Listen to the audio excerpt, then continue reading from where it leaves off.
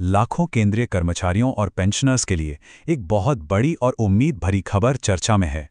लंबे समय से इंतजार हो रहे 8वें वेतन आयोग से जल्द ही एक बड़ी फाइनेंशियल राहत मिल सकती है।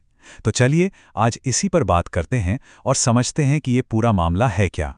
17 महीने, ये नंबर आजकल खूब चर्चा में है। ये वो संख्या है जो लाखों कर्मचारियों की उम्मीदों से जुड़ी हुई है। लेकिन ये आंकड़ा आया कहां से और इसका असल मतलब क्या है? तो सवाल ये उठता है कि क्या सच में ये लाखों कर्मचारियों और पेंशन भोगियों के लिए एक बहुत बड़ी फाइनेंशियल ग्रोथ साबित होगी? आज हम इसी सवाल का जवाब ढूंढने की कोशिश करेंगे। तो सबसे पहले ये समझते हैं कि अभी चल क्या रहा है। देखिए, सरकार के वादे और असलियत में जो हो रहा है उसमें एक बड़ा अंतर दिख रहा है और इसी वजह से कर्मचारियों के बीच काफी कंफ्यूजन है। देखिए, बात शुरू हुई थी जनवरी 2025 में, जब सरकार ने कहा था कि वो 8वें वेतन आयोग को बनाने की योजना बना रही है। लेकिन अब करीब 10 महीने बाद भी अक्टूबर 2025 तक कोई ऑफिशियल नोटिफिकेशन नहीं आया है और इसी देरी की वजह से कर्मचारियों में उलझन है कि आखिर ये आयोग बनेगा कब। तो असल में सारा खेल इसी देरी का है। यही आज की अनिश्चितता और उम्मीदों की जड़ है। अब सबकी नजरें इस पर टिकी हैं कि सरकार अगला कदम कब उठाती है।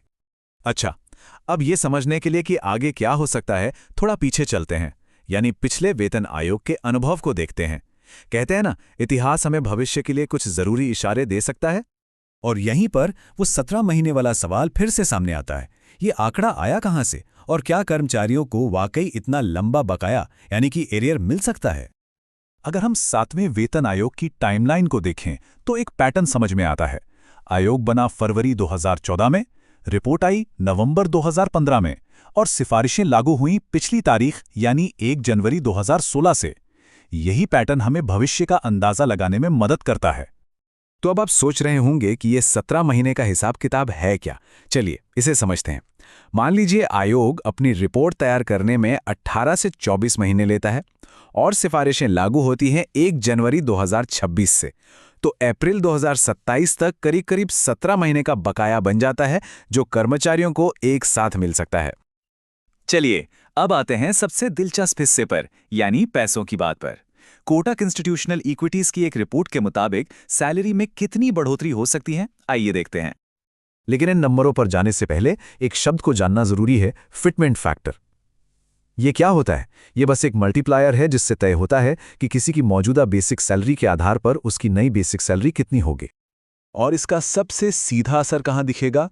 न्यूनतम मूल वेतन पर। रिपोर्ट के मुताबिक जो मिनिमम बेसिक सैलरी अभी 18,000 रुपये है, वो बढ़कर सीधे 30,000 रुपये तक हो सकती है। ये वाकई में एक बहुत बड़ी छलांग है।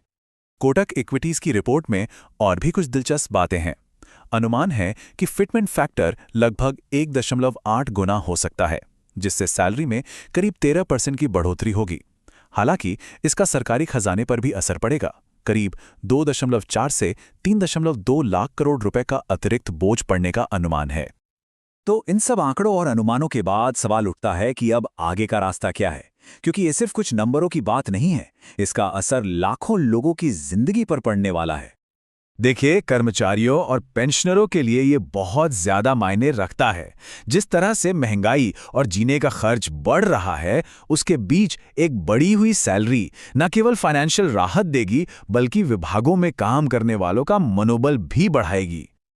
और आखिर में बात एक ही जगह आकर रुक जाती है। अब सभी की निगाहें सरकार के अगले कदम पर हैं। हर कोई उस औपचारिक घोषणा का बेसब्री से इंतजार कर रहा है। तो देखिए, अनुमान तो सब साफ हैं, एक संभावित तस्वीर भी दिख रही है, पर वो एक सबसे बड़ा सवाल अब भी वहीं का वहीं है। आखिर ये पूरी प्रक्रिया आधिकारिक तौर पर शुरू कब होगी? इसका जवाब तो खैर सिर्फ आने वाला वक्त ही दे सकता है।